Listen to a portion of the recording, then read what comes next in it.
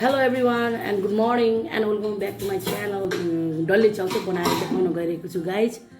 ल अनि यो के चाहिन्छ यसको लागि म भन्न गइरहेको छु गाइज। अब म चाहिँ यो यसमा तेल हाल्न गइरहेको छु। सामानहरु चाहिँ मैले अलरेडी रेडी बनाएर राखिसकेको छु। अब चाहिँ म च्याउ बनाएर डल्ले च्याउ बनाउन गइरहेको छु। तपाईहरुले हेर्न सक्नुहुन्छ। सुरुमा चाहिँ म तेल हाल्न गइरहेको छु। तेल तातिन लाग्छ।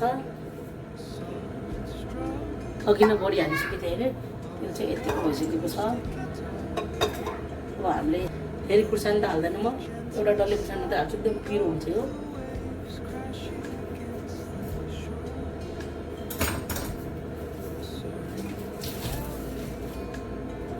सुरुमा हामीले चाहिँ मेथी हाल्छौँ।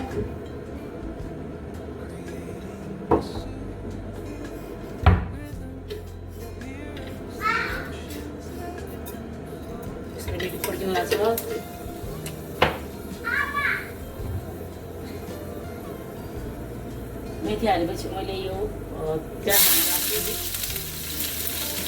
हाल्छु।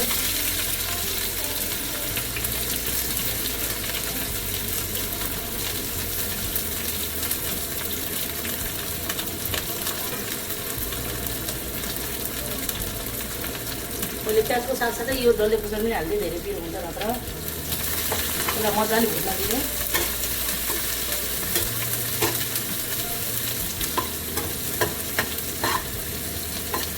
यसरी भुट्ने यसलाई है। यो चाहिँ के भन्छ नि, यो प्याज चाहिँ लगभग गोल्डन हुन लागिसकेको छ है। गोल्डन यो हल्का पुरा गोल्डन हुनुपर्छ। यसले पानी छोडिसकेको हुनुपर्छ है। अनि त्यसपछि बल्ल हामीले गोल्डन भइसकेपछि हामीले चाहिँ यसलाई यसमा चाहिँ प्याज हाल्नेछौँ। सरी, यो डल्ले हाल्छौँ। डल्ले च्याउ यहाँ चाहिँ डल्ले च्याउ। यो डल्ले च्याउ हाल्न जान गइरहेछौँ हामी। त्यसपछि यो गोल्डन भइसकेपछि चाहिँ अब हामीले यो डल्ले च्याउ हाल्यौँ। डल्लिसकेछ। फेरि डल्छ नत्र भने प्याज गर्न जानु हुँदैन।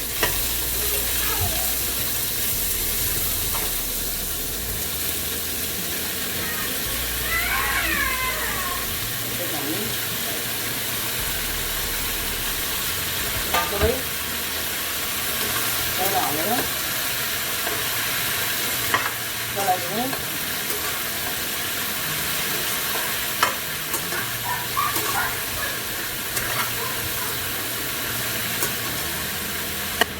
अब यो अलिअलि पानी सुक्छ एकछिन। यस्तै गरेर यसलाई 5-6 मिनट जति हामीले यसलाई पकाएर राख्ने, छोप्ने।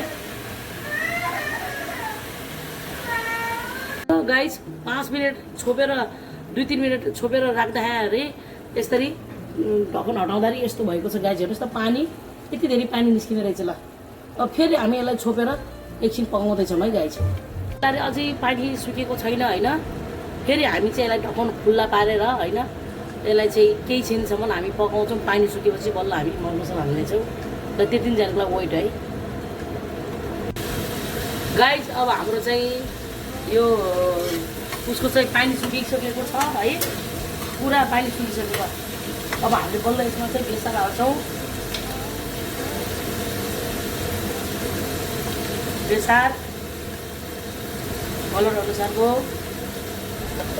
त्यसपछि लागेर हामीले अघि नै मेन चाहिने भनेको टिमुर होइन। यसमा मैले यहाँ टिमुर फुटेको छु। अब हामी यो टिमुर चाहिँ हाल्न गइरहेको छौँ। यो टिमुर पुरा हालिदिने होइन।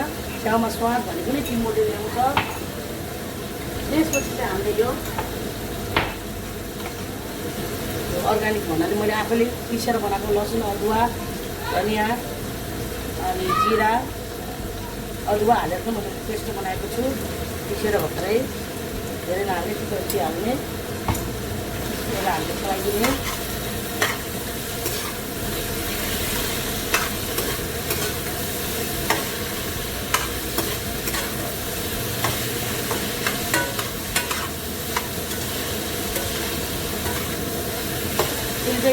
पानी पुरा सुकेर हाम्रो मसलाहरू अब पाक्न लागेको छ। भर्खर हामी पाक्ने दिने मसला पुरा है। अन्त हाल्दैछु म।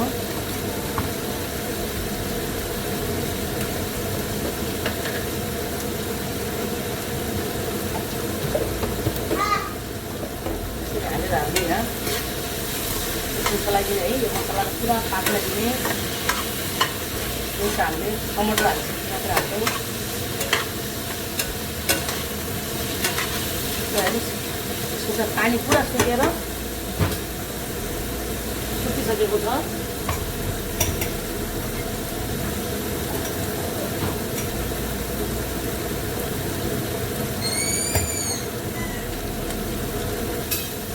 ल हेर्नुहोस् तपाईँले ल गाइस त्यो जस सबै अघि यति धेरै पानी थियो होइन, पकाउँदा पकाउँदा जस मैले यसमा चाहिँ सबै सार होइन कुटेको मसला अनि तिमुर मेन भनेको तिमुर पनि हालिसकेको छु। त्यसलाई एकछिन चाहिँ हामीले चाहिँ एकदम पाक्न दिने है, मसला पुरा पाकोस् अनि बल्ल हामी टमाटर हाल्नेछौँ।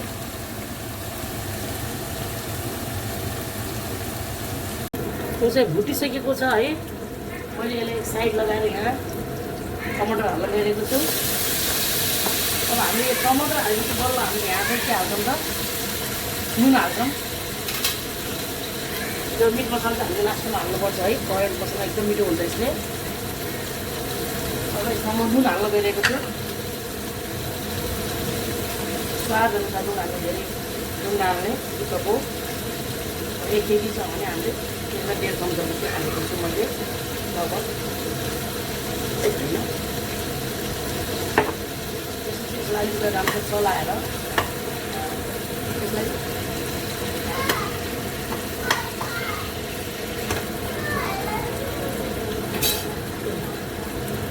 यस्तो गरेको छु गाईजी।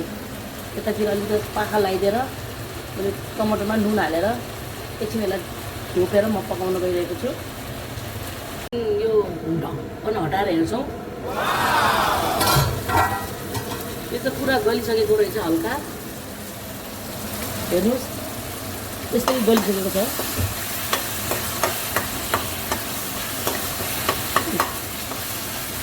अब हामीले यसलाई यसमा राख्ने यसरी।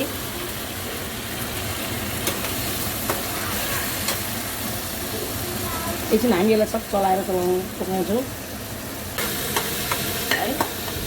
अब हामीले यो सबै पाकिसकेको छ। अब हामीले यो मसला हाल्न गइरहेको छौँ, एकदम मिठो हुन्छ अहिले।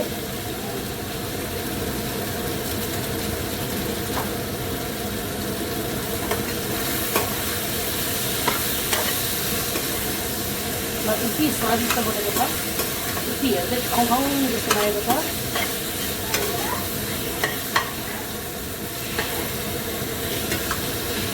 नुन अलिक कम लागेको रहेछ। लगभग 1 मिनट जति यसलाई पकाउँ, त्यसपछि हामी बन्द गर्नेछौँ। यहाँ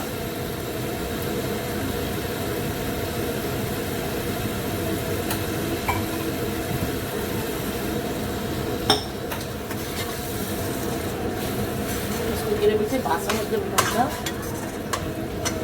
र हो यतिकै मसला एकदम पाकोस् 1 मिनट जति। त्यसपछि हाम्रो तरकारी चाहिँ रेडी भइसकेको छ। लगभग हाम्रो 1 मिनट हुन लागिसक्यो है। हेरौँ हेर्नुहोस् कस्तो छ त हाम्रो। गाइस भनिदिनु होला कस्तो छ। एकदम राम्रो छैन त यो, सो एट्र्याक्टिभ, एकदम एम्मी।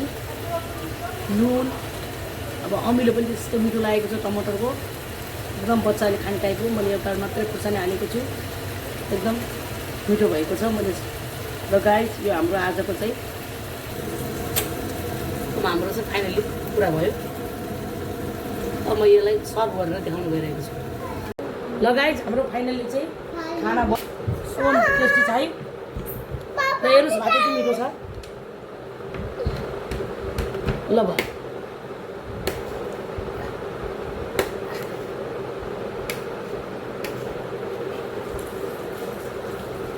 मिठो छ।